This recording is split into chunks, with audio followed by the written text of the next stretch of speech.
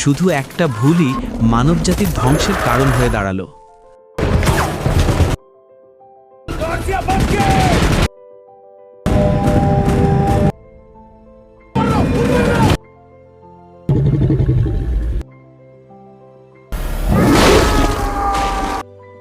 1993 সালে যখন ক্রিসপার প্রযুক্তি এলো তখন মনে হয়েছিল মানুষ বুঝি ঈশ্বর হয়ে গেছে এবং যে কোনো রোগকে জয় করা এখন সময়ের ব্যাপার মাত্র।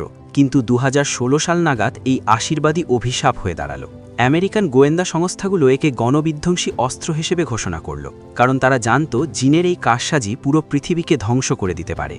এত কিছুর পরেও একটি বেসরকারি কোম্পানি মহাকাশে এই জেনেটিক এডিটিংয়ের পরীক্ষা চালিয়ে যাচ্ছিল, কিন্তু সেখানে এমন এক গোলমাল হলো যা একটি ছোট্ট ইঁদুরকে এক দানবীয় রূপ দিয়ে দিল। সেই ইঁদুরটি মহাকাশযানের পুরো ক্রিউ মেম্বারদের মেরে ফেলল। স্পেস ক্রাফটটি যে কোনো সময় বিস্ফোরিত হতে পারত। একমাত্র বেঁচে থাকা ডক্টর অ্যাটকিন্স ক্যাপসুলের দিকে ছুটলেন, কিন্তু কোম্পানি তাকে বের হওয়ার অনুমতি দিল না। আদেশ এলো যতক্ষণ না তিনি ল্যাব থেকে সব স্যাম্পেল নিয়ে আসছেন ততক্ষণ দরজা খোলা হবে না। বাধ্য হয়ে ডক্টর ল্যাবে ফিরে স্যাম্পেল সংগ্রহ করতে শুরু করলেন। ঠিক তখনই সেই দানবীয় ইঁদুরটি তাকে শিকার করার জন্য তেড়ে এলো। কোনো মতে স্যাম্পেলগুলো নিয়ে তিনি স্পেস ক্রাফট থেকে বের হতে পারলেন এবং ঠিক সময় ক্যাপসুলের দরজা বন্ধ করে দিলেন। তবে এর মধ্যেই ইঁদুরের নখের আঘাতে ক্যাপসুলের জানলায় গভীর আঁচড় পড়ে যায়। ডক্টর বিপদ থেকে বেঁচে ফিরছিলেন ঠিকই, কিন্তু হঠাৎ জানলার কাঁচটি ভেঙে যায় এবং পুরো ক্যাপসুলটি আগুনের গোলায় পরিণত হয়ে ধ্বংসাবশেষে পরিণত হয়। অন্যদিকে বানর নিয়ে গবেষণা করা বিজ্ঞানী ডেভিস তার ছাত্রদের প্র্যাকটিক্যাল ক্লাসের জন্য ওয়াইল্ড লাইফ স্যাংচুয়ারিতে নিয়ে যাচ্ছিলেন। সবাই হাসি ঠাট্টা করছিল, তখনই পাশে একটি বিকট শব্দ হলো। কিন্তু ডেভিস এলাকাটি গরিলাদের ভেবে বিষয়টিকে গুরুত্ব দিলেন না। এই চিড়িয়াখানায় অনেক গরিলা ছিল যাদের ডেভিস আগেই প্রশিক্ষণ দিয়েছিলেন, কিন্তু সেখানে একটি নতুন গরিলা এসেছিল যার নাম পাবোস। সে ডেভিস আর ছাত্রদের দেখেই চিৎকার শুরু করল। ডেভিস তাকে শান্ত করার চেষ্টা করছিলেন। ঠিক তখনই পেছনে দেখা মিলল এক বিশাল সাদা গরিলার। ছাত্রদের মধ্যে একজন কনর ভয়ে কাঁপতে শুরু করল। ডেভিস বারবার বলছিলেন কেউ দৌড় দেবে না, কিন্তু কনর হঠাৎ দৌড়ে পালালো। আর ঠিক তখনই জর্জ বানরকে তাড়া করল, আর কনরের জীবন সংকটে পড়ে গেল। ঠিক তখনই সেই সাদা গরিলাটি মাঝখানে চলে এলো এবং কনরকে বাঁচিয়ে নিল। এই সাদা গরিলাটির নাম ছিল জর্জ, যার সাথে ডেভিসের এক গভীর সম্পর্ক ছিল। তারা ইশারায় কথা বলতো এবং একে অপরের সাথে মজা করার কোনো সুযোগ ছাড়ত না। হাসি হাসির মাঝেই ডেভিস জর্জকে অনুরোধ করল যেন সে পাবোসকে আপন করে নেয়, কারণ শিকারীরা পাবোসের পরিবারকে মেরে ফেলেছিল। শেষ পর্যন্ত জর্জ রাজি হলো এবং ঠিক করল যে এখন থেকে সে পাবোসকে রক্ষা করবে। সেই রাতেই স্তব্ধতা ভেঙে সেই এয়ারক্রাফট ক্যাপসুলের ধ্বংসাবশেষ ওয়াইল্ড লাইফ স্যাংচুয়ারির পাশে এসে পড়ল। জর্জ সেখানে গিয়ে দেখল একটি ছোট ক্যান পড়ার কারণে মাটিতে গভীর গর্ত তৈরি হয়েছে।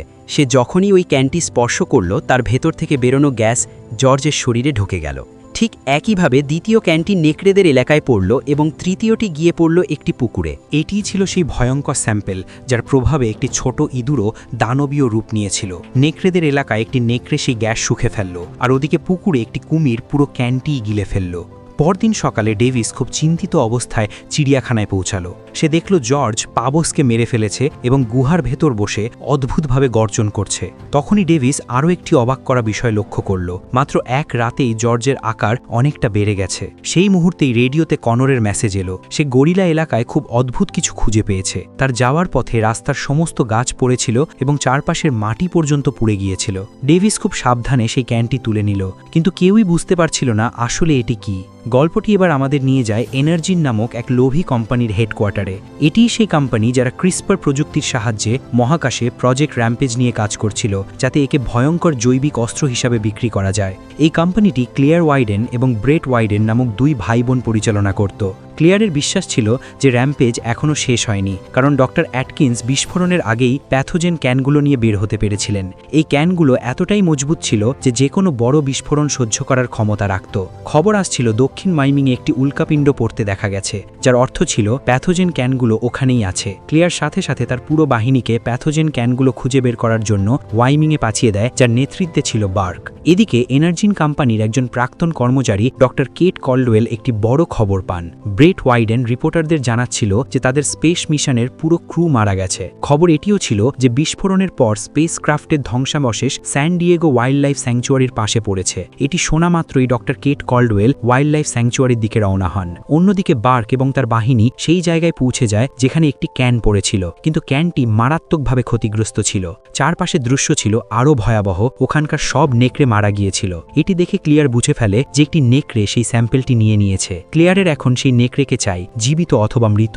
বার্ক রাজি হয়ে দেরি না করে সেই বিপজ্জনক নেকড়েটিকে শিকার করতে বেরিয়ে পড়ে। অন্যদিকে ডেভিস সেই ক্যানটির রহস্য জানার জন্য সব রকম চেষ্টা শুরু করে। সেখানে ডক্টর কেট কল্ডওয়েল আগে থেকেই উপস্থিত ছিলেন। তিনি ডেভিসকে জানান যে তিনি এনার্জিন কোম্পানির একজন জেনেটিক্স বিশেষজ্ঞ। আসলে এটিই তারই রিসার্চ স্যাম্পল এবং যে কোনো মূল্যে তার এটি ফেরত চাই। কিন্তু ডেভিস এত সহজে হার মানার পাত্র ছিল না। সে পরিষ্কার বলে দেয় যে যতক্ষণ না সে জানতে পারছে এই স্যাম্পলটি তার গরিলার সাথে কি করেছে, ততক্ষণ সে এটি ফেরত দেবে না। এরই মধ্যে জর্জের খিদে নিয়ন্ত্রণের বাইরে চলে যাচ্ছিল। অবশেষে কেট ডেভিসকে ক্রিসপার প্রযুক্তির সত্যতা জানান, কিভাবে আলাদা আলাদা প্রাণীর শক্তিশালী জিন মিশিয়ে একটি সুপার জেনেটিক প্রাণী তৈরি করা সম্ভব, যার শক্তির কল্পনা করাও কঠিন। তখনই জর্জ খিদে আর শরীরের পরিবর্তনের কারণে নিজের ওপর নিয়ন্ত্রণ হারিয়ে ফেলে। ডেভিস তাকে শান্ত করার আগেই জর্জ খাঁচার মজবুত রডগুলো খড়কুটোর মতো ভেঙে ফেলে। পুরো স্যাংচুয়ারির ভেতরে হইচই পড়ে যায়। দেখতে দেখতে জর্জ দেয়াল টপকে ওপাশে ঝাঁপ দেয় এবং একটি গাড়িকে খেলনার মতো পিষে ফেলে। কেউ একজন পুলিশে খবর দিলে তারা সেখানে পৌঁছে জর্জের দিকে বন্দুক তাক করে। ডেভিস তাদের থামানোর চেষ্টা করছিল, কিন্তু পুলিশ জর্জের উপর ট্র্যাঙ্কুইলাইজার গানের গুলিবর্ষণ শুরু করে। ওষুধের প্রভাবে জর্জ অজ্ঞান হয়ে মাটিতে লুটিয়ে পড়ে। অন্যদিকে বার্কের টিম জঙ্গলে বিশালাকার পায়ের ছাপ খুঁজে পায়। হঠাৎ ঝোপঝাড়ের আড়ালে শব্দ হতেই সবাই পজিশন নেয়, কিন্তু সেটি ছিল কেবল এক ঝাঁক হরিণ যারা প্রাণ বাঁচাতে পালাচ্ছিল। পরের মুহূর্তেই সেই ভয়ঙ্কর প্রাণীটির সামনে চলে আসে, একটি বিশালাকার নেকড়ে, যে চোখের পলকে একজন সৈনিককে ধরে ফেলে। বার্কের টিম তখন এলোপাথারি গুলিবর্ষণ শুরু করে। বার্ক অবাক হয়ে দেখল যে ওই নেকড়েটির আকার ছিল কোনো দানবের মতো, আর গতি ছিল একদম চিতার মতো। ওদিকে ক্লেয়ার আর ব্রেট লাইভ স্ক্রিনে এইসব দেখছিল। ক্লেয়ার সাথে সাথে বুঝতে পারল যে ওই নেকড়েটির ওপর তাদের ফর্মুলা পুরোপুরি কাজ করেছে। তাকে মারা এখন প্রায় অসম্ভব। হলেও ঠিক তাই, বার্কের সঙ্গীরা একে একে সেই নেকড়ের শিকারে পরিণত হলো। সবশেষে বার্কের সাথে যখন ওই নেকড়েটির মুখোমুখি লড়াই শুরু হলো, সে গুলি চালালো, কিন্তু কোনো ফল হলো না। প্রাণের ভয়ে বার্ক পালিয়ে গেল এবং পাইলটের কাছে সাহায্য চাইল। হেলিকপ্টারটি পৌঁছানোর সাথে সাথে নেকড়েটির উপর গুলিবর্ষণ শুরু হলো, কিন্তু পরের মুহূর্তেই নেকড়েটি চিতার মতো এক লাফ দিয়ে সরাসরি আকাশে থাকা গানারকে ধরে ফেলল। হেলিকপ্টারটি নিয়ন্ত্রণ হারিয়ে পাহাড়ের গায়ে আছড়ে পড়ল এবং এক বিস্ফোরণের মাধ্যমে পাইলট ও গানারের মৃত্যু হলো, আর বার্কের পরিণতিও হলো ওই নেকড়েটির পেটে। এদিকে ডেভিস আর ডক্টর কেট কল্ডওয়েলকে একসাথে দেখে এফবিআই এর মনে সন্দেহের দানা বাঁধল। তাদের মনে হচ্ছিল যে গরিলাটির ওপর চালানো এই ভয়ঙ্কর এক্সপেরিমেন্ট আসলে তাদের দুজনের যোগসাজশ। তাদের দুজনকে বন্দী করা হলো এবং অজ্ঞান জর্জের সাথে ওই একই মিলিটারি কার্গো প্লেনে তুলে দেওয়া হলো। তখনই ডেভিসের নজর জর্জের সেই ক্ষতগুলোর ওপর পড়ল, যা খাঁচা ভাঙার সময় তার শরীরে হয়েছিল। সে দেখে অবাক হলো যে সেখানে এখন সামান্য কিছু আঁচড়ের দাগ ছাড়া আর কিছুই অবশিষ্ট নেই, অর্থাৎ তার শরীরের ক্ষত অবিশ্বাস্য দ্রুততায় সেরে গেছে। তাদের কথোপকথনের মাঝেই এজেন্ট রাসেল দুজনের ফাইল নিয়ে সেখানে হাজির হলো। ডেভিসের অতীত ছিল এক রহস্যময় ধাঁধার মতো। সে একজন রিটায়ার্ড স্পেশাল ফোর্সেস ফৌজি ছিল, যার অধিকাংশ মিশন অত্যন্ত গোপনীয় রাখা হয়েছিল। এজেন্ট রাসেল সেই 30 ফুটের বিশালাকার নেকড়েটির খবরও পেয়ে গিয়েছিল। ওদিকে ডক্টর কেট কল্ডওয়েল সম্পর্কে জানা গেল যে 2 বছর আগে এনার্জি কোম্পানি থেকে একটি হার্ড ড্রাইভ চুরি করার সময় তাকে হাতে নাতে ধরা হয়েছিল এবং 9 মাস জেলও খাটতে হয়েছিল। এই কথা শুনে ডেভিস স্তব্ধ হয়ে গেল। অন্যদিকে ক্লেয়ার আর ব্রেট খবর পেয়ে গিয়েছিল যে বিশালাকার গরিলাটিকে মিলিটারি প্লেনের মাধ্যমে নিয়ে যাওয়া হচ্ছে। ডক্টর কেটকে তাদের সাথে দেখে তারা সাথে সাথেই বুঝে ফেলল যে কেট তার পুরনো হিসাব চুকিয়ে দিতে এবং তাদের বিরুদ্ধে তথ্য প্রমাণ সংগ্রহ করার চেষ্টা করছে। বাস্তবতা তো এটাই ছিল যে ক্লেয়ারই কেটের ভাইকে মারিয়ে দিয়ে তাকে জেলে পাঠিয়ে দিয়েছিল। এখন ক্লেয়ার সেই সব প্রাণীদের নিজের কাছে টেনে আনার এক নিখুঁত পরিকল্পনা করে ফেলে। তাদের ডিএনএতে এমন পরিবর্তন করা হয়েছিল যে তারা একটি লো ফ্রিকোয়েন্সি রেডিও ওয়েভের সিগন্যালের দিকে ছুটে আসবে। ক্লেয়ার জানত গরিলাটি প্লেনের ভেতরে আছে এবং এই সিগন্যাল পাওয়া মাত্রই সে সেটির কাছে পৌঁছানোর আকুলতায় পুরো প্লেনটিকে ধ্বংস করে দেবে। ক্লেয়ারের পরিকল্পনা ছিল খুব সহজ, আর্মি গরিলাটিকে মেরে ফেলবে আর তারা অনায়াসেই তার মূল্যবান ডিএনএ স্যাম্পল পেয়ে যাবে। দেরি না করে ক্লেয়ার সিগন্যালটি চালু করে দেয়। অন্যদিকে সেই বিশালাকার নেকড়েটি তখন একটি যাত্রীবাহী বাসের ওপর হামলা করে মানুষকে নিজের খাবারে পরিণত করছিল। কিন্তু যেই সে রেডিও সিগন্যালটি শুনতে পেল, সেই ফ্রিকোয়েন্সি শেষ করার জন্য সে পাগলের মতো বেরিয়ে পড়ল। হঠাৎ প্লেনের ভেতরে জর্জের ঘুম ভেঙে গেল এবং এক ঝটকায় সে লোহার খাঁচাটুকু খড়কুটোর মতো ভেঙে ফেলল। এজেন্ট রাসেল সাথে সাথে তাকে গুলি করার বা শুট অ্যাট সাইটের নির্দেশ দেন। বিশালাকার জর্জের নড়াচড়ায় প্লেনটি মাঝ আকাশেই টলমল করতে শুরু করল। সৈন্যরা তার উপর এলোপাথারি গুলি চালালো, কিন্তু ক্রিসপার প্রযুক্তির প্রভাবে তার চামড়া এখন কচ্ছপের খোলসের মতো শক্ত এবং অভেদ্য হয়ে গেছে। শত শত গুলিও তার একটি লোম ছিঁড়তে পারল না। জর্জ কোনো এক হিংস্র শিকারীর মতো সৈন্যদের পিঁপড়ার মতো পিষে ফেলতে লাগলো। এই বিশৃঙ্খলার মাঝেই ডেভিস নিজেকে মুক্ত করে দ্রুত ট্রাঙ্কুইলাইজার গান রিলোড করতে শুরু করল। ঠিক তখনই রাসেলের বন্দুকের গুলি শেষ হয়ে যায় এবং সে সরাসরি জর্জের রক্তমাখা থাবার নিচে চলে আসে। ডেভিসের আঙুল ট্রিগারের উপর ছিল, কিন্তু সে বুঝতে পারল যদি সে এখন জর্জকে অজ্ঞান করে দেয় তবে সৈন্যরা তাকে মেরে ফেলবে। ঠিক তখনই পেছন থেকে এক সৈন্য আবার গুলি বর্ষণ শুরু করে। রাগে উন্মাদ হয়ে জর্জ সেই সৈন্যকে জাপটে ধরে, কিন্তু সেই গোলাগুলিতে একটি গুলি সরাসরি পাইলটের গায়ে লাগে এবং বেশ কিছু গুলি ইঞ্জিনে ঢুকে যায়। বিমানটি নিয়ন্ত্রণ হারিয়ে আগুনের গোলায় পরিণত হয়ে দ্রুত মাটির দিকে পড়তে শুরু করে। এখন ডেভিসের সামনে দ্বিগুণ চ্যালেঞ্জ ছিল। একদিকে নিয়ন্ত্রণহীন জর্জের হাত থেকে বাঁচা, অন্যদিকে বিমানটি মাটিতে আছড়ে পড়ার আগেই নিরাপদে বেরিয়ে আসা। ডেভিস ক্ষিপ্রতা দেখিয়ে মালামাল বহনকারী একটি ভারী গাড়ি জর্জের ওপর ফেলে দিল, যাতে কিছুক্ষণের জন্য তার গতি কমে যায়। এই সুযোগে কেট নিজের প্যারাশুট পরে জ্বলন্ত বিমান থেকে বাইরে ঝাঁপ দিল, কিন্তু ডেভিস রাসেলকে সেখানে মরার জন্য ফেলে যেতে পারল না। সে অচেতন রাসেলের শরীরের সাথে একটি প্যারাশুট বেঁধে তাকে সাথে নিয়ে বিমান থেকে ঝাঁপ দিল। বাতাসের তীব্র ঝাপটায় যখন রাসেলের চোখ খুলে, তখন নিজেকে আকাশ থেকে পড়তে দেখে তার অবস্থা শোচনীয় হয়ে পড়ল। কিছুক্ষণের মধ্যেই বিমানটি এক বিকট শব্দে নিচে আছড়ে পড়ল এবং আগুনের গোলায় পরিণত হলো। মাটিতে নামার পর তারা তিনজন মিলে সেই ধ্বংসাবশেষ আর পুরো এলাকা তন্ন তন্ন করে খুঁজল, কিন্তু আশ্চর্যের বিষয় হলো সেখানে জর্জের লাশের কোনো নামনিশান ছিল না। নিজের জীবন বাঁচানোর জন্য রাসেল ডেভিসকে ধন্যবাদ জানালো, কিন্তু তার মনে সেই সব মানুষের জন্য কোনো দয়া ছিল না যারা এই দানবদের জন্ম দিয়েছে। অবশেষে কেট কোনো কিছু না লুকিয়ে রাসেলকে পুরো সত্যটা জানিয়ে দিল। পরের মুহূর্তেই রাসেলের আদেশে FBI এর একটি স্পেশাল টিমকে এনার্জিন কোম্পানির তল্লাশির জন্য পাঠিয়ে দেওয়া হলো। এই টিমের নেতৃত্বে ছিলেন এজেন্ট পার্ক। কোম্পানির মালকিন ক্লেয়ার ওয়াইডেন এই সমস্ত অবৈধ পরীক্ষার যাবতীয় দায় ক্যাক্টর কেট ক্যালডয়েলের ওপর চাপিয়ে দিল। সে মিথ্যা দাবি করল যে কেট কোম্পানির নাকের ডগায় বসে গোপনে এসব করেছে এবং তাদের অন্ধকারে রেখেছে। অন্যদিকে ডেভিস জর্জের নিরাপত্তা নিয়ে প্রচণ্ড চিন্তিত ছিল। সে কেটকে জানায় কিভাবে শৈশবে নির্মম শিকারীরা ছোট্ট জর্জের পুরো পরিবারকে মেরে ফেলে এবং ডেভিস তাকে উদ্ধার করে নিজের সন্তানের মতো আগলে রেখেছিল। এখন সেই জর্জের এই অবস্থা সে কোনোভাবেই মেনে নিতে পারছে না। শৈশবে চোখের সামনে নিজের পরিবারকে হারিয়েও জর্জ মানুষের ওপর আস্থা রাখতে শিখেছিল কেবল ডেভিসের জন্য। ডেভিসই সেদিন সেই শিকারীদের হাত থেকে জর্জকে বাঁচিয়েছিল। তবে ডেভিসের মনে কেকের প্রতি যে ঘৃণা তৈরি হয়েছিল তা আসলে পুরোপুরি সঠিক ছিল না। কেট জানায় পড়াশোনা শেষ করে তার একমাত্র স্বপ্ন ছিল বিলুপ্তপ্রায় প্রাণীদের রক্ষা করা, আর এই মহৎ উদ্দেশ্যেই সে ক্রিসপার প্রযুক্তির সাহায্য নিয়েছিল।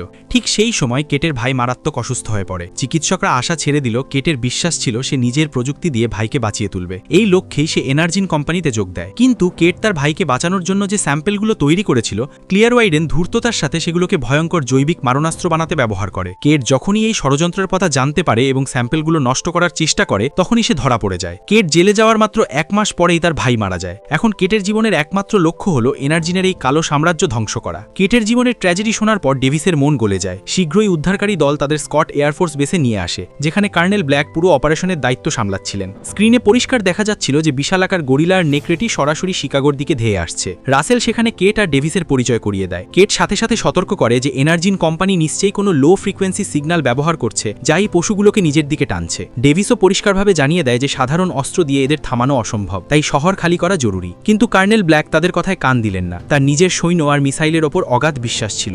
FBI এর আদেশ পৌঁছানো মাত্রই কোনো দেরি না করে কেট আর ডেভিসকে হেফাজতে নেওয়া হয়। তবে তারা দুজনেই ভালোমতো জানতো যে শিকাগোকে এই নিশ্চিত ধ্বংসের হাত থেকে বাঁচাতে হলে এখন তাদেরই কিছু একটা করতে হবে। একমাত্র R-19 অ্যান্টিডোটই পারে সেই দানবীয় পশুগুলোকে শান্ত করতে। নিজেদের পরিকল্পনা সফল করার জন্য ডেভিস আর কেট সুযোগ বুঝে সৈনিকদের ধোঁকা দিয়ে সেখান থেকে পালিয়ে যায়। এখন তাদের সামনে সবচেয়ে বড় চ্যালেঞ্জ ছিল একটি হেলিকপ্টার জোগাড় করা, যা দিয়ে তারা সময় মতো শিকাগো পৌঁছাতে পারবে। মিলিটারির কড়া পাহারায় থাকা হেলিকপ্টার চুরি করা অসম্ভব ছিল, তাই তারা হাসপাতালের একটি এয়ার অ্যাম্বুলেন্স ব্যবহারের সিদ্ধান্ত নেয়। ডেভিস যখন হেলিকপ্টারের দরজা খোলার চেষ্টা করছিল, তখনই এজেন্ট রাসেল সেখানে পৌঁছে যায়। কেট রাসেলকে বোঝানোর চেষ্টা করে যে এই দানবদের সামনে সেনাবাহিনীর শক্তি তুচ্ছ, এদের কেবল এনার্জিন হেডকোয়ার্টারে থাকা R-19 অ্যান্টিডোট দিয়েই থামানো সম্ভব। পরিস্থিতির ভয়াবহতা বুঝতে পেরে রাসেল নিয়ম ভেঙে তাদের সাহায্য করার সিদ্ধান্ত নেয়। সে কেবল তাদের যেতেই দিল না, বরং নিজেই হেলিকপ্টারের চাবি তাদের হাতে তুলে দিল। তার একটাই শর্ত ছিল, তারা যেন সবসময় রাসেলের সাথে যোগাযোগ রাখে। এদিকে সেনাবাহিনী আর সময় নষ্ট না করে সেই দুই দানবীয় প্রাণীর উপর মিসাইল হামলা শুরু করে। হামলা এতটাই তীব্র ছিল যে কর্নেল ব্ল্যাক ভেবেছিলেন সব শেষ হয়ে গেছে, কিন্তু বাস্তবতা যাচাই করতে ক্যাপ্টেন ইভ্যান্স যখন তার ব্যাটালিয়ন নিয়ে নিচে নামলেন, সেখানে কোনো মৃতদেহ পাওয়া গেল না। হঠাৎ ধোঁয়ার ভেতর থেকে সেই দুই রাক্ষস আক্রমণ চালিয়ে বসল। চোখের পলকে ক্যাপ্টেন ইভ্যান্সের পুরো ইউনিট শেষ হয়ে গেল এবং হেডকোয়ার্টারের সাথে তাদের যোগাযোগ বিচ্ছিন্ন হয়ে গেল। হতাশা আর রাগে কর্নেল ব্ল্যাক এবার শিকাগোর ওপর বিশেষ বোমা ফেলার চূড়ান্ত সিদ্ধান্ত নেন এবং পুরো শহর খালি করার রেড অ্যালার্ট জারি করা হয়। রাসেল সাথে সাথে ডেভিসকে সতর্ক করে দেয় যে তাদের হাতে সময় খুব কম, কিন্তু নিচের রাস্তায় মানুষের উপচে পড়া ভিড় দেখে মনে হচ্ছিল না যে সময় মতো শহর খালি করা সম্ভব হবে। ঠিক তখনই ডেভিসের চোখের সামনে একটি উড়ে আসা গাড়ি বিল্ডিংয়ে ধাক্কা খেল। জর্জ এবং সেই ভয়ঙ্কর নেকড়ে, যার নাম রাখা হয়েছিল রাল্ফ, শহরে ঢুকে পড়েছে। লো ফ্রিকোয়েন্সি সিগন্যালের নেশায় তারা সামনে যা পাচ্ছিল সব গুড়িয়ে দিচ্ছিল। একটি মিলিটারি হেলিকপ্টার যখন তাদের ওপর গুলি চালানোর চেষ্টা করল, রাল্ফ এক লাফে বাতাসে ভেসে উঠে নিজের চোয়াল দিয়ে সেটিকে ধরে ফেলল। অন্যদিকে জর্জ একটি গাড়ি ছুড়ে মেরে অন্য আরেকটি হেলিকপ্টার ধ্বংস করে দিল।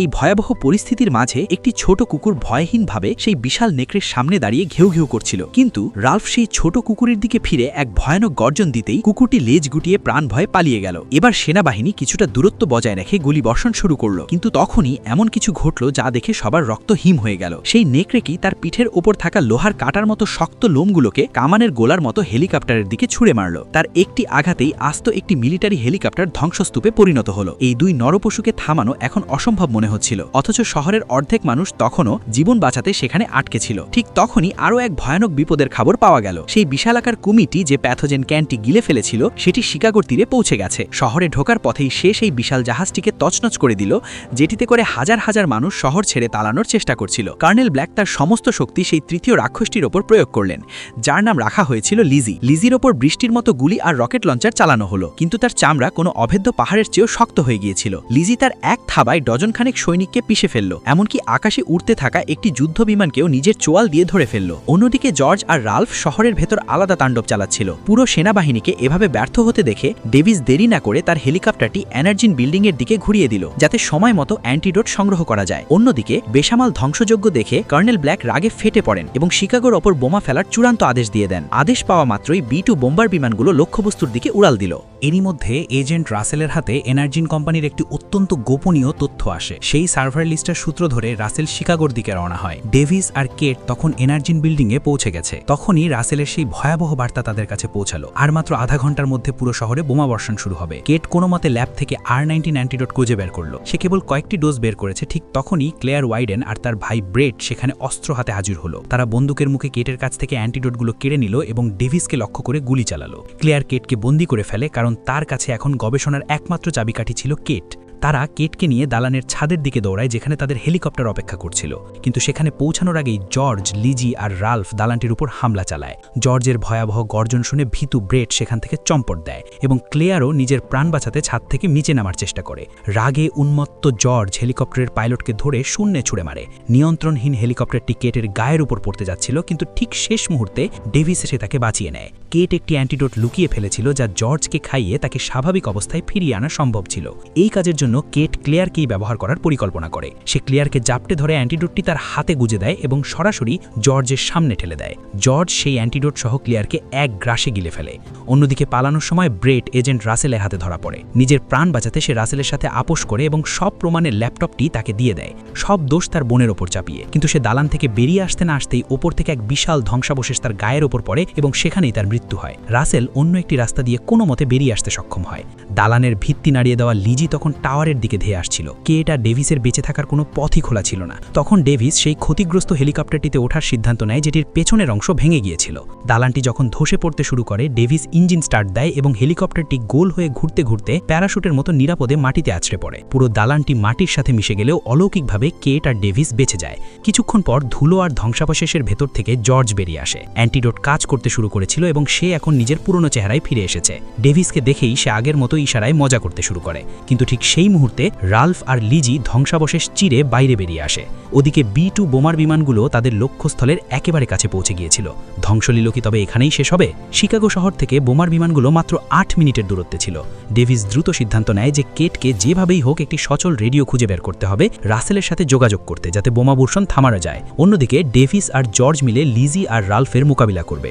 পাশে দাঁড়িয়ে থাকা একটি মিলিটারি জিপ থেকে ডেভিস প্রচুর গোলাবারুদ আর বন্দুক জোগাড় করে নেয়। ঠিক সেই মুহূর্তে জর্জ লিজির ওপর ঝাঁপিয়ে পড়ে, কিন্তু হঠাৎ রাল্ফ পেছন থেকে জর্জকে আক্রমণ করে। লড়াইয়ের মাঝেই দেখা যায় রাল্ফের শরীর থেকে বাদুরের মতো বিশাল আকার ডানা গজিয়ে উঠেছে এবং সে আকাশে উঠতে শুরু করেছে। সুযোগ বুঝে ডেভিস রাল্ফের দিকে গ্রেনেড ছুড়ে মারে। যন্ত্রণায় ছটফট করতে করতে রাল্ফ সরাসরি ডেভিসের দিকে তেড়ে আসে, কিন্তু ঠিক তখনই পেছন থেকে দানবীয় লিজি রাল্ফকে কামড়ে ধরে। দুই দৈত্য নিজেদের মধ্যে লড়াইয়ে জড়িয়ে পড়ে এবং এক রক্তক্ষয়ী যুদ্ধের পর লিজি রাল্ফকে ছিঁড়ে টুকরো টুকরো করে ফেলে।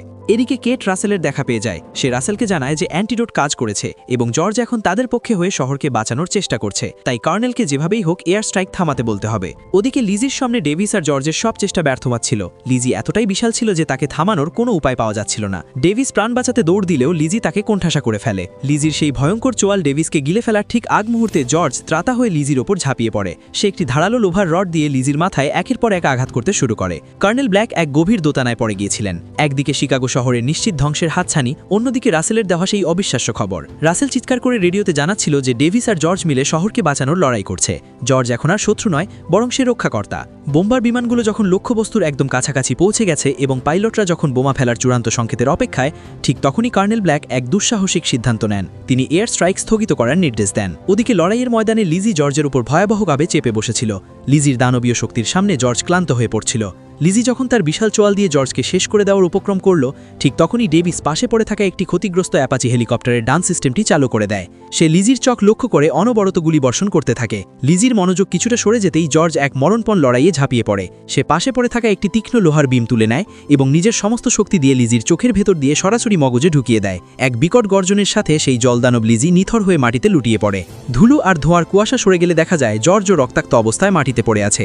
ডেভিস হাহাকার করে জর্জের দিকে দৌড়ে যায়। সে ভেবেছিল তার প্রিয় বন্ধুটি হয়তো আর নেই, কিন্তু ঠিক তখনই জর্জ ধীরে ধীরে এক চোখ খোলে এবং ইশারায় তার সেই চিরচেনা নোংরা রসিকতাটি করে বসে।